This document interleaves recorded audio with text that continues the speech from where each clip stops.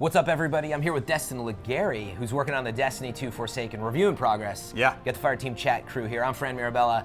Be sure to check out Fireteam Chat. But here with Destin, you got a 9.0 going right now. It's a review in progress, so the score could change. Yeah. But explain to me why this is one of the highest scores for Destiny so far Since Taken King. Which also was the year 2 for the original Destiny. This is Destiny 2's year 2. So basically, it's largely in part because Bungie has managed to completely revamp what Destiny 2 was and improve almost every system of the game. From the storytelling to how you acquire weapons. They brought back random rolls. They brought back everything that we wanted. They even touched on patrols, which they haven't touched since Destiny 1. There's a whole beautiful new location that was done with High Moon Studios collaboration, and it looks excellent, the Dreaming City, and it's just great, man. Yeah, it is. It's expansive. Again, I'm not reviewing it. Destin is. I've played everything since the alpha. It feels polished and expansive. I felt like there's a 15-hour just gameplay session that you can have with it that's not too misguided. Would you say, if you're just jumping in and you don't know a lot about Destiny, so let's play that profile first. I kind of dabbled. Maybe I liked Halo. Is this a game for those type of people? Yeah, well, you can totally skip past everything if you choose to. If you're a newcomer to the series, then you can just hop right into the Forsaken campaign. You're introduced to a few characters, and you're given the motivation that there's been a murderer, basically. A kid's been murdered, and you are out to avenge his death. Yeah. And they did something that was really smart. They took this adventure system that they had that would just kind of be in addition to the main storyline, and they actually interwove it into the storyline. So you get to experience that storytelling and take out the various different bosses who all have unique mechanics also. One of our coworkers, Mr. Saltzman, compared it to like Mega Man. Each sort of has a unique flavor, and I like that a lot. It's an interesting way to put it. Yeah, so tell me about the quality of the story. I think some people like to play games for that. Would you recommend playing Forsaken just for the story and the cutscenes that you experience? Yeah, I think if you're into that. There's some good stuff in there. I think when you really get into the meat of it, you're getting more into the gameplay loop, which Bungie has been really good at. Destiny 2 was a little rocky, but they've really balanced things out, fixed it. Well, I don't know if balance is the right word. There's a few things that are I've only played it a week. Sort of weird right now, but the gameplay feels better than it ever has. It rewards your time really well. You're constantly getting drops of some sort for doing various activities, and yeah, let's move into that. I feel like for the Destiny called Dabbler, there is a good reason to play. The campaign is really, I like the main characters, depending if you're looking at the murdered one and the villain.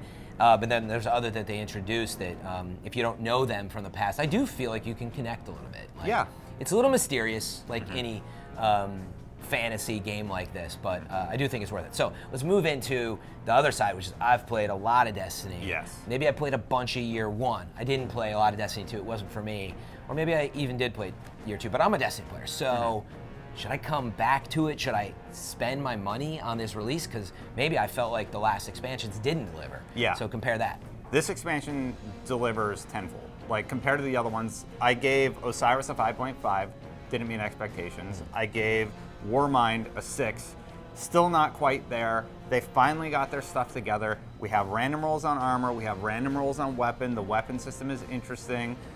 Again, the drops are interesting. There's daily missions that are back, incentivizing you to continue playing to explore every facet that the game has available. And there's the new Gambit mode. Yeah. We haven't even talked about Gambit. Gambit, it's a major feature in this game. Yeah, so it's this new mode where basically it's PvP meets PvE, and you collect motes, you deposit them to summon a big guy, and then kill him before the other team does. Yeah. You can shoot enemies, or you can go chase down PvP enemies. It's a really interesting mode. It is innovative in some ways, but the truth is, marketing, language aside, it's fun and it's a little addictive. I'm almost ready to prestige, which is where you like hit max level in the mode and then you reset it to start over. Yeah. And man, it is so. And I didn't mean to do that. I just got in this loop of playing and winning, and I couldn't stop. Yeah, it's really interesting when you have a mode like this, or maybe you're in a Crucible or whatever. But like on its own, it's a lot of fun. And you look at these different aspects of the game. Maybe I want the campaign. Maybe I want this type of mode. Maybe I want to grind for certain things. It does have a lot to offer there. Let's talk about, it's a 9.0, so maybe we'll finish off on some of the things we absolutely like a lot, some of the things maybe we don't like or not sure about yet, and what's to come. I'll use a couple examples. Yes, random rolls are back. So that means I'm now getting these guns again.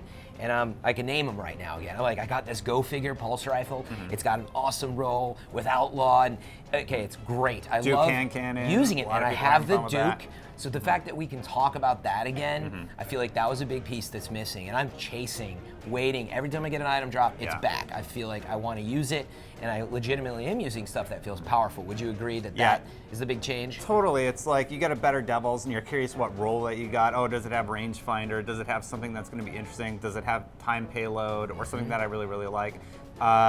And yeah, you start messing around with it, and then you find that perfect roll that just kind of meets all the little nooks and crannies that you're looking for on that stat sheet. Yeah. And it's just a subtle thing, but it makes you consider every single drop that you get. There's this Go Figure Pulse primary that I've been obsessing over. You too. Because like I really like it, but like I just can't get quite the perfect roll. I have like 3, You and might I can't want decide mine, which then. to keep.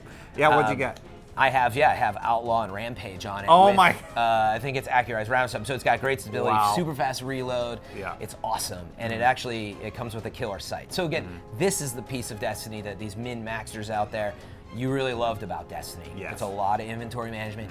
It's actually stressful, but there's a really good side to that, which is you're holding on to stuff to like use it and test it, and there's a lot of potential for what's to come there. A lot of new weapons actually, which again I think we felt like in Destiny 2. It just sort of felt everything was a little samey. Yeah. Like it was good, but everything was good. So then nothing was great. So you had that. There's also secrets and mysteries that people are discovering, like in the Dreaming City. The Dreaming City is supposed to change at some point also. There's a new mission today that I haven't played yet. So the game's evolving like every week something is changing, and it's really, really cool. Yeah. There's some weird thing going on with the powerful engrams right now. I don't know what's happened yet. And the raid isn't out yet. Those are two things that I still have to investigate a little. I was not impacted by either of those issues in the first week. Yeah.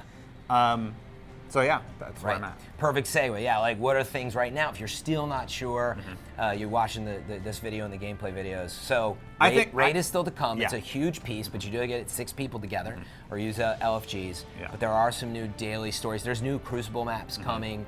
There's some other evolutions, but we don't. That's in the future. But what should we watch out for if we're not sure yet?